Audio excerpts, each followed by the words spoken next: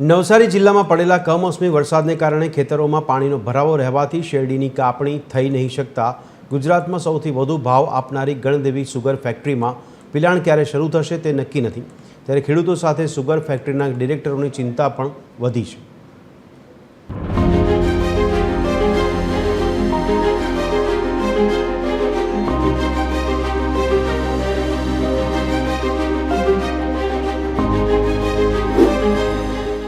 નવસારી જિલ્લામાં ગત દિવસોમાં પડેલા કમોસમી ભારે વરસાદના કારણે ખેતીને મોટા પાયે નુકસાન થયું છે।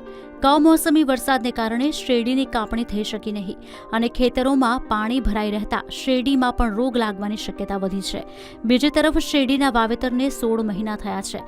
ખેતરોમાં પાણીનો ભરાવો પણ છે, જેથી કોહવાટ લાગવાની શક્યતા વધી છે। ખેડૂતો ચિંતામાં છે, કારણ કે શેરડીની વહેલી કાપણી ન થઈ તો તેની ગુણવત્તા પર અસર પડશે અને ભાવ ઓછો મળશે। આ વર્ષે શેરડીનો પાક તૈયાર છે, પણ કમોસમી વરસાદને કારણે શેરડીનું કટિંગ હજુ આવી રહ્યું નથી અને હજુ 10 થી 15 દિવસ સુધી આ કટિંગ ચાલુ થઈ શકે એવી કંઈ શક્યતા દેખાતી નથી। આ કારણોને લીધે અમારે શેરડીના પાકમાં ઘણું નુકસાન છે।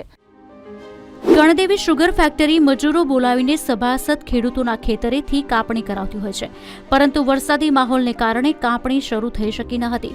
ગણદેવી સુગર 30 ઓક્ટોબરે શરૂ થવાની હતી, પણ કમોસમી વરસાદને કારણે ખેતરોમાંથી પાણીનો નિકાલ ન થઈ શક્યો, જેથી હવે સુગર ફેક્ટરી ક્યારે શરૂ થશે તેની કોઈ ચોક્કસ તારીખ નક્કી થઈ શકી નથી। ગણદેવી સુગર ફેક્ટરીનું પિલાણ સિઝન 30 મેથી ચાલુ કરવાની હતા અને વરસાદની ફેવરેબલ કન્ડિશન ન રહેવાને લઈને 3જી તારીખે પણ ચાલુ નથી કરી શક્યા અને હજુ પણ ફેવરેબલ કન્ડિશન દેખાતી નથી। ખેતરોની અંદર પાણી ભરેલા છે, રસ્તાઓની સગવડ હજુ થઈ રહી નથી અને જ્યારે પણ વાહનો ખેતરની નજીક જતા થાય એવી પરિસ્થિતિનું નિર્માણ થાય એટલે સુગર ફેક્ટરીનું કટિંગ ચાલુ કરીશું। મજૂરોની વ્યવસ્થા આપણે કરી લીધેલી છે।